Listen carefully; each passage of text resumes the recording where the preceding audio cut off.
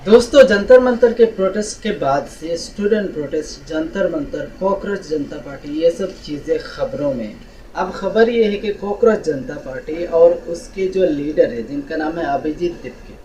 अभिजीत दीपके तो पहले ये अकाउंटेबिलिटी मांग रहे थे कि एजुकेशन मिनिस्टर से ये काम गलत हुआ है, कि नाकामयाबी हुई है, जिसकी वजह से अकाउंटेबिलिटी मांग रहे थे। कॉकरोच जनता पार्टी सीजीपी के लीडर का कहना है कि जो स्टूडेंट पर, जो प्रोटेस्टर पर जो गोली चलाया गया था, जो पुलिस ने गोली चलाई थी, उसके पीछे जो ऑर्डर दिया गया था कि उनके देश के होम मिनिस्टर अमित शाह है, वो पहले एजुकेशन मिनिस्टर की अकाउंटेबिलिटी मांग रहे थे, जिसकी वजह से प्रोटेस्ट कर रहे थे। अब फिलहाल उनका अकाउंटेबिलिटी मांगना है होम मिनिस्टर से, यानी कि अमित शाह से, कि उनके पुलिस की तरफ से जो गोली चलाई गई, बहुत सारे स्टूडेंट के ऊपर गोली चलाया गया, जिसकी वजह से वो अमित शाह का जो अकाउंटेबिलिटी मांग रहे हैं और उनका रेजिग्नेशन मांग रहे हैं। ये खबर देखिए, इस खबर के मुताबिक इंडिया यानी कि हमारे भारत और हिंदुस्तान से जो है हथियार दिया जा रहा है इसराइल को हथियार पहुंचाया जा रहा है, इसराइल को हथियार दे रहे इंडिया की तरफ से, हमारे देश की तरफ से, इसलिए ताकि इसराइल जो फ़िलिस्तीन के बेगुनाह लोगों को मारे, इसराइल के मासूम बच्चों को मारे, इसराइल की जो औरतों को मारे,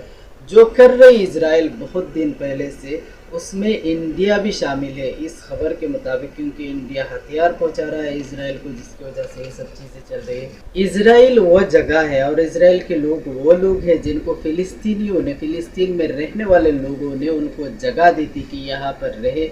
उसके बाद उन्होंने फ़िलिस्तीन की जगह को, उनके लोगों को, उनके घरों को कब्ज़ा कर लिया और फ़िलिस्तीनियों को घर से बेघर कर दिया और अपना एक देश बना लिया जिसका नाम इजराइल रखा है। जिस तरीके से हिंदुस्तान में, भारत में 2-4 दिन बाद कोई ना कोई हिंदू मुसलमान का कोई वाक़या सामने आ जाता है, मॉब लिंचिंग का घटना सामने आ जाता है, उसी तरीके से नेपाल में हिंदू मुस्लिम चल रहा है। अभी नेपाल में इस वक्त जो हिंदू मुस्लिम के रायट की वजह से, घटना की वजह से अभी तक 3 लोग मारे जा चुके हैं। जो नेपाल का ये जो वाक़या है, भोजशाला नाम से जो एक मस्जिद है जहाँ पर सालों से मुसलमान नमाज पढ़ते हैं, जो एक हिस्टोरिक मस्जिद है, बहुत पहले से ये मस्जिद बनी हुई है जहाँ पर नमाज पढ़ते।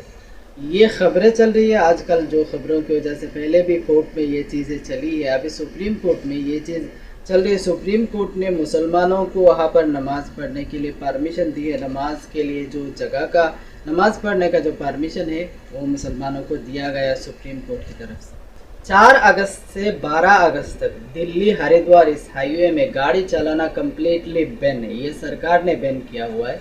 किस वजह से किया है? क्योंकि हिंदू धर्म के जो ये एक फेस्टिवल मनाया जाता है, जो कावानी यात्री यहाँ से जाते हैं, जिसकी वजह से इस रास्ता को बंद किया है सरकार ने गाड़ी चलाना। लेकिन प्रॉब्लम क्या है पता है? अगर हिंदू के अलावा किसी जगह पर कोई मुसलमान नमाज पढ़ने नजर आ जाए, चाहे वो प्राइवेट प्लेस ही क्यों ना हो, उनको तकलीफ होने लगती है। लेकिन ये तो नेशनल हाईवे है, फिर भी क्योंकि हिंदू है उनको कोई प्रॉब्लम नहीं है। अगर मुसलमान किसी जगह पर नमाज पढ़ने, यहाँ तक अगर ईद की नमाज पढ़ने साल में 2 मरतबा कहीं पर अगर नज़र आ जाए तो उनको तकलीफ़ हो जाती है। मैं जो बोल रहा हूँ, अगर आपको ये चीज़ें समझ में नहीं आ रही है तो ये तस्वीर आप देख सकते हो, पुलिस किस तरीके से बिहेवियर कर रही है, किस तरीके से सलूक कर रहा है एक मुसलमान के साथ।